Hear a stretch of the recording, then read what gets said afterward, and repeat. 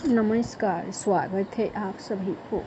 आज की विषय है मरने के बाद तुलसी और गंगा जल क्यों रखते हैं मुंह में। एक दिन नारद मुनि नारायण नारायण का जाप करते हुए वैकुंठ लोक में आते हैं। फिर नारद मुनि को देख श्री हरि, विष्णु और माता लक्ष्मी मुस्कुराते हुए बोले, हे ओतस, आज के इस प्रयोजन से वैकुंठ में आना हुआ। तब देवसी नारद श्री हरि और माता लक्ष्मी को प्रणाम करते हुए बोले, हे प्रभु, मेरे मन में एक शंका है, कृपया मेरा मार्गदर्शन करें।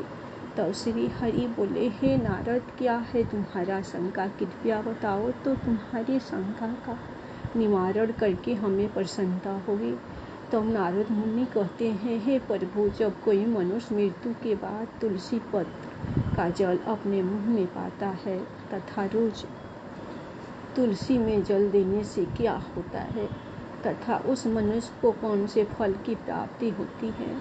तब श्री हरि कहते हैं, हे नारद, तुमने जो प्रश्न पूछा वह समस्त मानव जाति के कल्याण हेतु अत्यंत उपयुक्त। जो भी मनुष्य तुलसी पत्र का जल पाता है वह सौभाग्यशाली होता है। उस व्यक्ति के सारे पाप भी माफ हो जाते हैं और उसे मुक्ति मिल जाती है। फिर मित्रों, आगे श्री हरि कहते हैं, हे मुनि, तुलसी पत्र के संबंधित मैं आपको एक पवित्र कथा सुनाता हूँ, आप इसे ध्यान से सुने। तब देवसी नारद कहते हैं, हे प्रभु, मैं इस कथा को पूरे ध्यान से सुनूंगा और लोक कल्याण हेतु इस कथा का प्रसार भी करूंगा।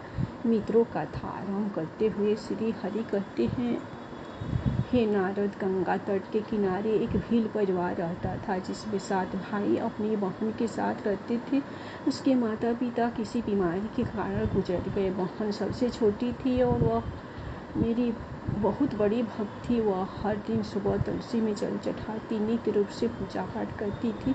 ये 7 भाई हर रोज जंगल में जाकर शिकार करते थे और जो भी मिले उसे घर लाकर पकाकर खाया करते थे। उनका यही नित्य काम था। और बहन घर के काम करके भाइयों की सेवा करती थी, उनके लिए खाना बनाती थी। फिर एक दिन उसका हाथ एक छुरी के कारण मछली को काटते हुए कट गया। फिर उसके हाथ से खून बहने लगा तो उसने जब उस रक्त को दीवार से मैं पड़ी पोंछना चाहा तो सोचा कि भाइयों को इस बात का पता लगने पर उन्हें बुरा लगेगा और अगर कपड़ों को बांध लूँ तो वो भी उनकी नज़र से नहीं बच सकता। इसलिए उसने उस रक्त को मछली की सब्जी में ही मिला दिया।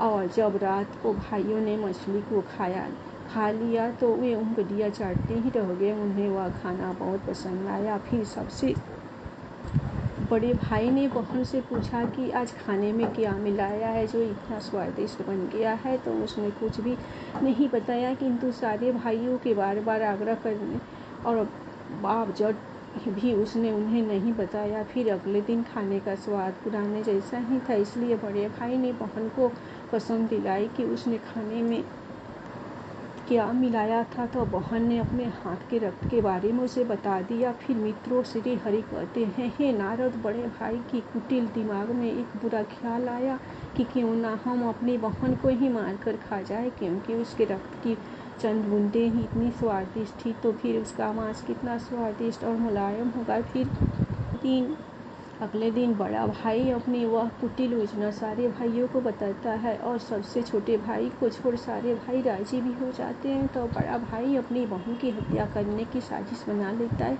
मित्रों, फिर श्री हरि कहते हैं, हे नारद, दूसरे दिन वे सभी बहन की शादी कराने हेतु उसे दूसरे गांव चलने के लिए मना लेते हैं। फिर वे सभी अपनी बहन के साथ रास्ते की एक छोटी गुफा ले जाकर उसे बांध देते हैं और उस पर बाणों से वार करना शुरू कर देते हैं। तभी उस स्त्री ने मन ही मन ईश्वर की प्रार्थना करते हुए कहा कि हे प्रभु, अब आप ही मेरी रक्षा करें। तब एक चमत्कार हो जाता है। सबसे बड़ा भाई बाण तो चलाता है लेकिन वह निशाना चूक जाता है।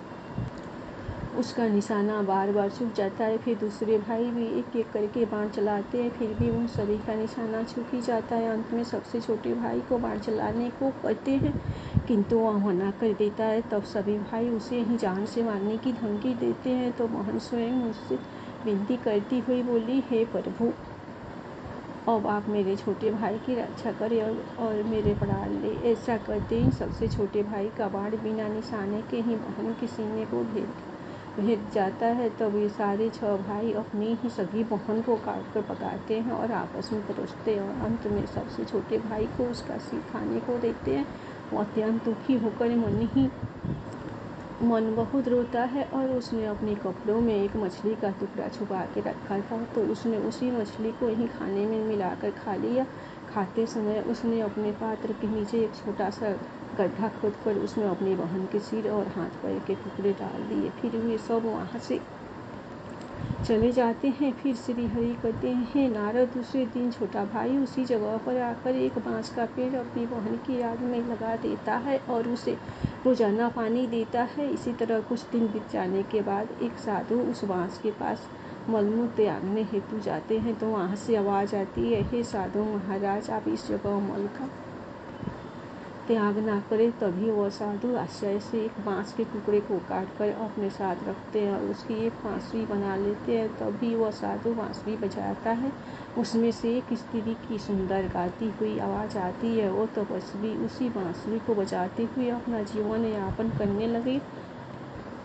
कुछ समय बीतने के बाद वे साधु उसी बड़े भाई के घर गए, तो वह बांसुरी बजने के अलावा वह कहने लगी कि इसी दुष्ट ने मेरी हत्या की है। ऐसा सुनते ही घर से बड़ा भाई भागते हुए आया और उसने उस साधु को अपने द्वार से आगे भगाया। फिर आगे श्री हरि कहते हैं, हे नारद, इसी तरह वह साधु उन 6 भाइयों के द्वार पर जाता है, किंतु वे सभी साधु को वहाँ से भगा देते हैं। साधु को तब कुछ हद तक यह बात समझ में आ जाती है कि जिस स्त्री की आत्मा इस बांसुरी में रहती है उसका इन लोगों के साथ जरूर कुछ नाता होगा, किंतु बेचारा साधु उन सभी के साथ कुछ भी नहीं कर सकता था। इसलिए वह फिर अंत में 7वें भाई के द्वार पर जाता है। तभी वह बांसुरी कहती है, यही मेरे प्रिय भाई का घर है। मित्रों, फिर जब घर में बैठे दुखी भाई को अपनी बहन की पुकार सुनाई दी, तो वह भागते हुए घर से बाहर आता है, किंतु टिकने पर वह देखता है कि एक साधु बांसुरी लेकर द्वार पर खड़ा है। तो साधु ने उस भाई को बताया कि वह आवाज़ इस बांसुरी से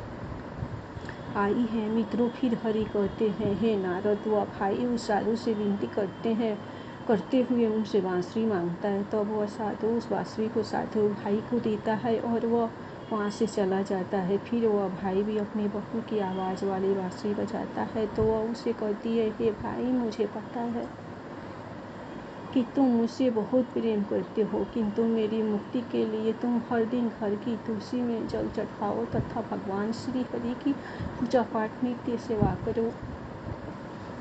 अपनी बहन की आत्मा की बातों को मानकर वह भाई नित्य रूप से तुलसी में जल देता और घर में पूजा पाठ करता था। श्री हरि कहते हैं, हे मुनि, मैं उस भाई की पूजा पाठ और उस मरी हुई बहन की आत्मा के प्रति प्रेम से भावुक हो गया। फिर एक दिन जब वह भाई तुलसी को जल देते हुए मन ही मन मेरा नाम का जप कर रहा था, तब स्वयं मैं उसी तुलसी के पौधे में उस गरीब भाई के घर में प्रकट हुआ। मेरे तुलसी के पौधे से प्रकट होने से वह भाई तुरंत मेरी शरण आया और सच्चे मन से मेरी स्तुति करने लगा। मित्रों, फिर श्री हरि कहते हैं, हे नारद, तब मैंने उस भाई को तुलसी पत्र का जल उस बांसुरी में डालने को कहा और उसने मेरे नाम लेते हुए उस बांसुरी में तुलसी पर से जल डाला, तो मेरे आशीर्वाद से वो स्त्री का पुनर्जन्म होकर स्वयं उस बांसुरी से बाहर आ गई। तब उन दोनों भाई बहन को मैंने तुलसी के संबंध में महत्वपूर्ण ज्ञान दिया था। वह ज्ञान अब आप भी ध्यान से सुने। तुलसी को मेरी पत्नी लक्ष्मी का ही रूप माना जाता है। तुलसी में हर रोज जल चढ़ाने से जीवन की सभी परेशानियां दूर होती है और सुख शांति आती है और धन का लाभ होता है। तुलसी में जल चढ़ाते समय चंदन का तिलक लगाना शुभ माना जाता है।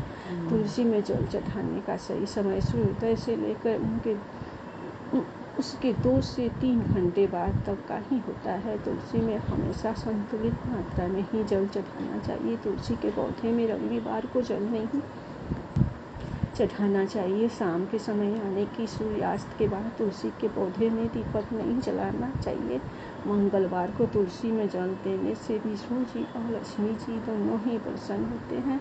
तुलसी को अन्य वनस्पतियों में से शुभ और मंगलकारी माना जाता है। रोज सुबह स्नान के बाद तुलसी में जल अर्पित करने से जीवन के दुर्भाग्य दूर होते हैं। मित्रों, आगे भगवान श्री हरि कहते हैं, मृत्यु ही जीवन का परम सत्य है, परंतु उपरांत व्यक्ति का विधि पूर्वक अंतिम संस्कार करने का विधान है, जिससे उसके शरीर को मुक्ति मिल सके और वह एक शरीर को त्याग कर दूसरा शरीर धारण कर सके। उसी प्रकार से जब व्यक्ति मोक्ष की प्राप्ति करता है तो उससे सभी पापों से मुक्ति मिलती है। मृत्यु के समय मुंह में गंगाजल डालना चाहिए, जिसका कारण है कि गंगाजल कभी खराब नहीं होता और कुछ बूंदें ही मृत्यु उपरांत व्यक्ति के लिए मोक्ष के द्वार खोल देगी। मृत्यु के समय व्यक्ति के मुख में गंगाजल डालने से उसे कई शारीरिक कष्टों से मुक्ति मिल जाती है और आसान मृत्यु मिल जाती है। यदि मृत्यु के समय व्यक्ति के मुंह में तुलसी की पत्तियां रखी जाती हैं तो मरने वाले व्यक्ति की आत्मा को भगवान विष्णु का आशीष प्राप्त होता है और संसार की मोह माया से मुक्ति मिलती है। वहीं नई शरीर के सारे कष्ट दूर हो जाते हैं और आत्मा सभी बंधनों से विमुक्त हो जाती है। तुलसी के नाम से ही यमलोक में जो कष्ट देने वाले राक्षस है वह शांत हो जाते हैं और यह मार्ग आसान हो जाता है तथा मोक्ष मिलता है। इसीलिए मोक्ष के लिए ही गंगाजल और तुलसी का सेवन मृत्यु के समय किया जाता है। तो मित्रों, मैं आशा करती हूँ कि आपको यह कथा और जानकारी पसंद आई होगी। तो आप लोग दिल खुलकर भगवान विष्णु तथा गंगाजल और तुलसी पत्र के नाम पर लाइक सब्सक्राइब जरूर कीजिए। धन्यवाद।